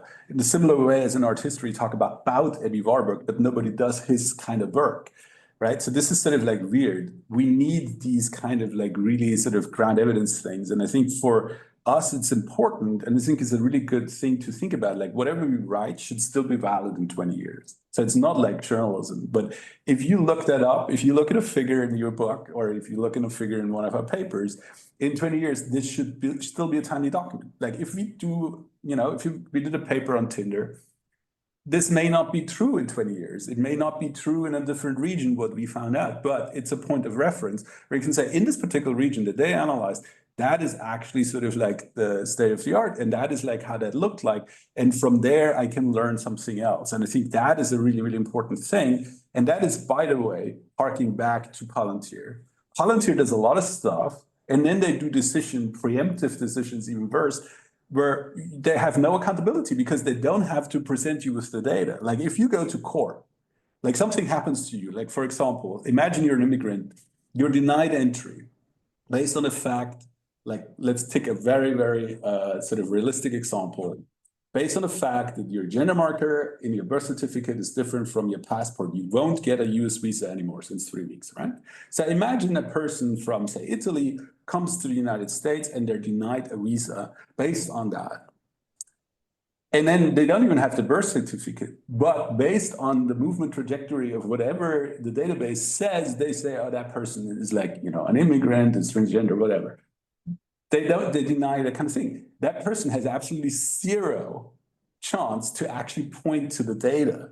In the same way you would point to the data when, you know, when there's something wrong with your with the fence between your garden and the garden next door, you would go to sort of like, you know, some kind of like institution that has the cadastre, where you would say, actually on that map, you know, the fence needs to be 5 centimeters to the left.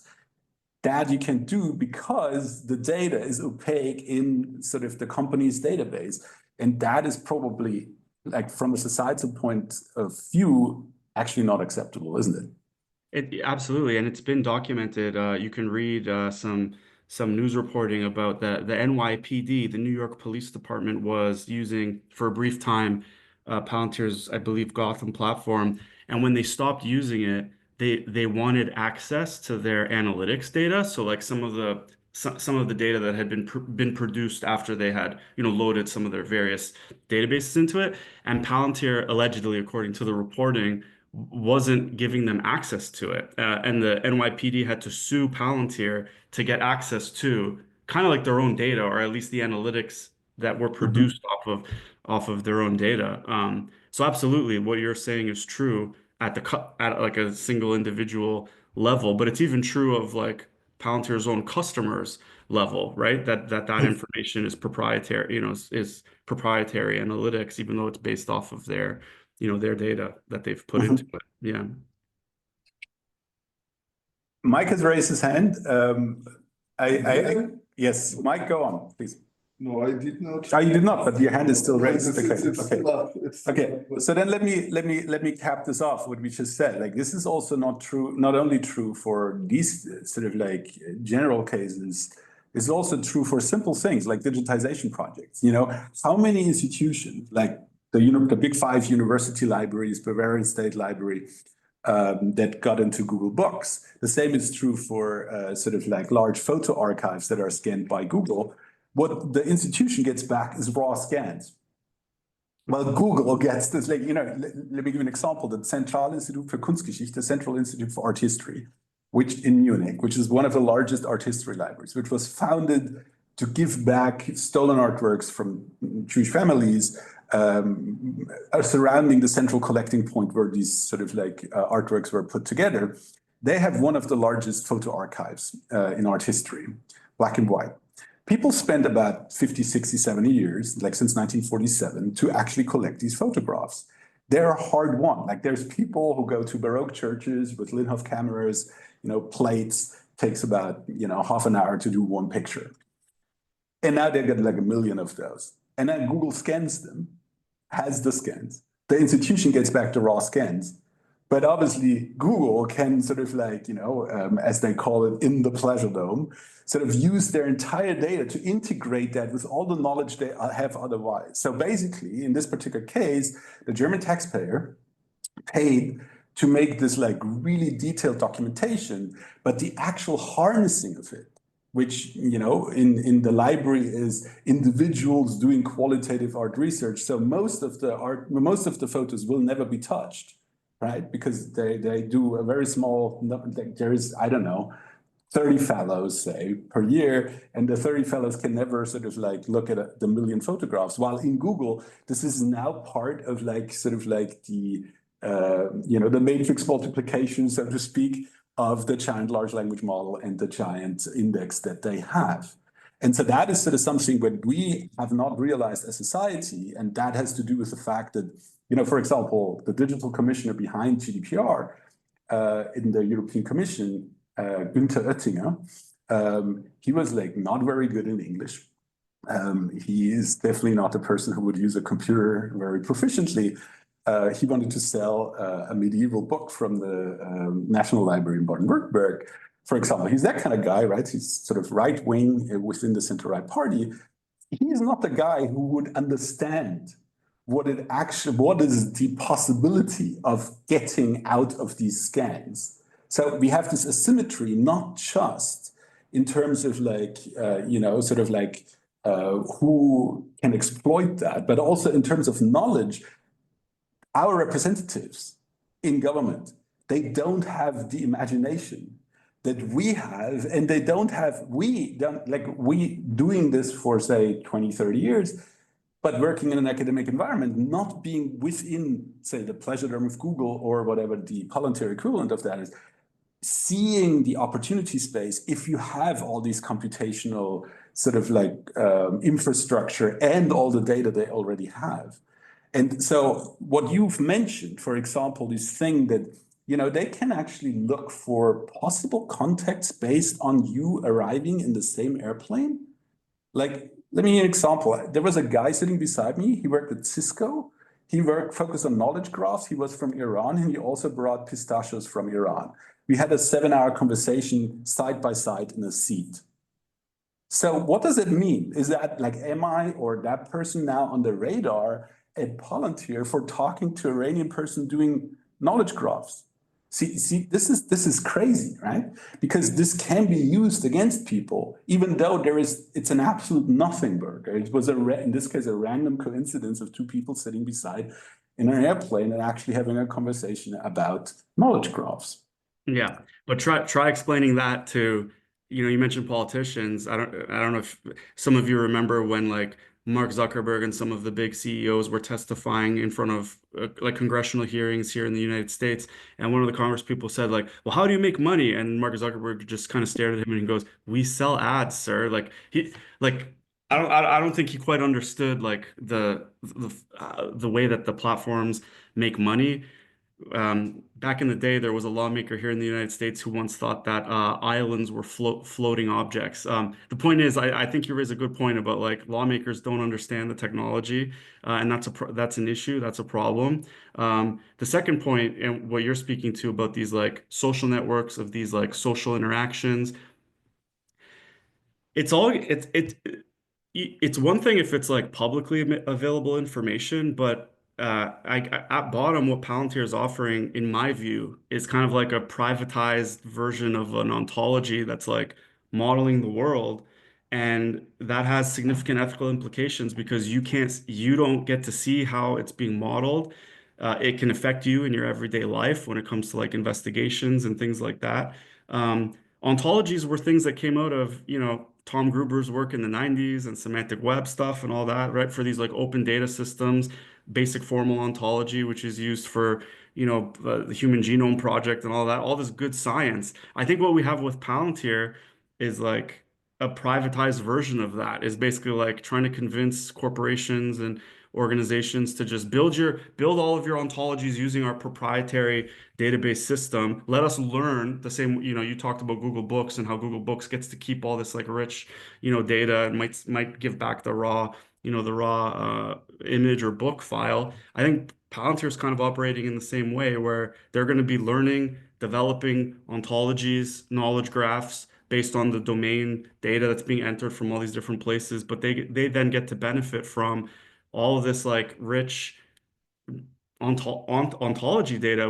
We end that first paper that we did on the patent analysis. We kind of end it by talking about like, I don't know, it got a little speculative, but we started saying like Palantir probably has this like shadow data infrastructure, has its own upper level ontology or master ontology that it's been building out. That's like the benefit of everyone contributing all their data sets and all their metadata and ontologies, right? And so, yeah, it's kind of like a private version of what originally was supposed to be like an open democratic idea of like, let's share, have all of our data be interoperable and be able to exchange it easily in like science research teams. We're just seeing this like closed walled garden version of that. And it's scary for people like you and me who might be involved in an investigation unbeknownst to us, depending on who we spoke to or who we walked by on any given day. Yes, Mike. Yeah, actually, just a thing which came to my mind, just actually strangely just now, that there is this example which we, to a large extent, might think of a sort of a good example of this sort of thing, which is the IT system of Estonian state, essentially, which is very rich, which includes a lot of information, which is quite clearly tied to a particular person. For example, you can go and see all your medical records in lots of details regarding of whether you visited a sort of a public insurance doctor or private doctor or whatever. It is all aggregated, and it is aggregated with, I don't know, with your tax data and with the and through the same system you are voting, essentially. But somehow it exists for I think 20 years or so. Jan, maybe you know better than me. For quite some time, and there were no serious breaches or serious cases when it malfunctioned. And apparently it is quite tightly regulated. There is a lot of constraint on who can see what, and actually probably I mean, obviously it is completely forbidden to use it for any private game purposes related to private game. Might be some sort of a draft how this thing can actually work without risking civil liberties. There's just a random thought which actually came. I don't know why it only came to my mind at the very end of the discussion, not earlier, but nevertheless. There's an interesting aspect of this, which I tried to look it up, but I don't find it that quickly. So this has a complement in the Estonian constitution. So obviously you can only do that if it's sort of forbidden. Like, for example,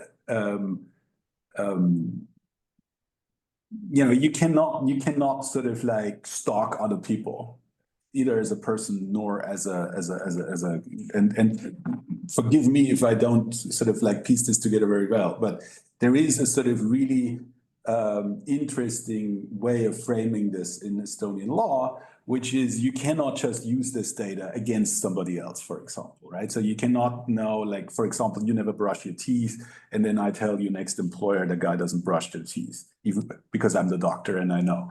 It's like you cannot do that. So this is I think a precondition, but obviously the existence of the data, the fact that you have your ego network, like you have your health data, you have your traffic citations, you have your tax data and so on in these boxes, and it is secure. But still, what you don't have is what Frank Schweitzer Ebeling would call free information. That is sort of like the cross correlation in the matrix, right, between the health data and the people. And totally somebody has. I mean, the government has. And there is intelligence and like all these kind of things. So there is also people who have different privileges. And so there is definitely sort of also an asymmetry going on. And so that is, I think, a really important thing that we, I don't know, as a larger European society need to talk about is like, who has access to what and for what, and not only these individual data set, the individual data points, not just the entities, not just the properties, not just the individual links, but the matrix information, the free information between the two sides of the matrix that, you know, emerges from clustering, emerges from higher order patterns as you sum up the data and stuff like that. And here one, you know, to sort of like preserve the honor of the politicians, we need to say, yeah, network science, topological data analysis, and so on, they only learn that too right now in the last, 10, 15 years. And we need to sort of like, make sure that this is sort of like also publicly available information, what is possible. The problem right now, and this has to do with this labor situation that we talked about before, is these companies were some of the first who actually did this kind of thing because, you know, there's this temptation to earn money. It's the same thing as like if you're a physicist and you can either be on a CNRS tenure track where you don't make enough money to actually build retirement in France, or you can actually work for a hedge fund and become filthy rich using your math to actually analyze sort of things which in humanities people don't even look at, while the politician has maybe written, you know, sort of a qualitative thesis on based on 35 interviews or, sort of like reading Foucault and writing something about it. So they understand the joke of Alex Karp, but they don't understand why Alex Karp makes the joke. And I think that is sort of like the dangerous situation here. And so I think that is sort of something which as a community, and now because we have to close up, I'm speaking to the cultural data analytics community. These processes we actually need to take a look into. And what we have seen, you have brought a number of really cool examples, the pathways of human action. We need to know that people do that. And that is also happening in computational social science. There's this paper by Sune Lehmann et al. About life to WEC. You know, the insurance industry can use that. But that is also something we need to know. You know, just in the same way, if I jump from cliffs while skiing, my life insurance has a right to know, and probably is a little bit more expensive. If I drive a dangerous car, it will be a little bit more expensive. If I have an unhealthy lifestyle, it will be a little bit more expensive. And now there is different data to actually make these kind of decisions. And it's not evil per se to do that kind of research, but it needs to be transparent that it is done. And what cannot happen, and this is like, unfortunately, what we do right now, what we see right now happening, is that there's these artificial categories reintroduced that allow this asymmetry to be harnessed and exploited for human ill, like to bully people. Like, let me give you an example. Being an immigrant, being gay, being transgender, all these things are used by the people in government right now in the United States to make them categories of bullying. And that data that is produced here, maybe not by Palantir, but in similar ways, is totally used for that purpose. And one thing that is important, I think, is because bullying is arbitrary, you know, it's only sort of like, it's not evidence that they use this for, but they bully you anyway. They will use whatever. If somebody's racist, they're gonna be racist with or without evidence. The fact that they can use this as evidence, as, you know, to bully people, where they said, you, I don't know, went to 7-Eleven where drug dealers were present at all time, and therefore you're removed. Right? Everybody, please watch the episode of Last Week Tonight that came out on Sunday about ICE detention centers by John Oliver. You can see that these kind of things are at play right now, and as a society, we need to be very, very clear that this can't work. And for that, Andrew, I thank you a lot for sort of like giving us an insight into this book and in this section of the book with this work, because you're doing God's work, I think, in this direction. Next week, we are coming back with the Cultural Data Analytics Open Lab seminar, where we will hear from Andrea Baronchelli, who, again, I said that basically the ending of the last session too, has a super pertinent topic to this particular issue, which is about the emergence of norms. And that is something which, again, is sort of a quantitative mathematical topic, because if you really understand how norms come to be, we need things like evolutionary game theory. Thank you very much. Thank you all. Thank you. Thanks.